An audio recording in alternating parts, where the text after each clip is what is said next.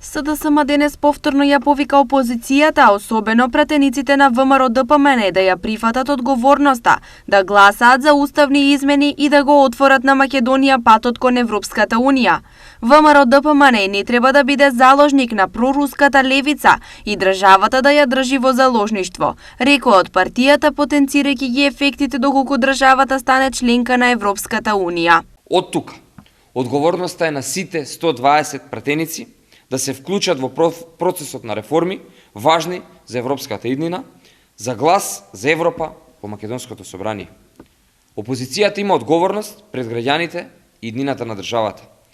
Во името на националните и државните интереси, во името на иднината на земјата и членството во Европската Унија, СДСМ ја повикува ВМРО-ДПМН да собере капацитет, да размисли и да го стави државниот интерес на прво место.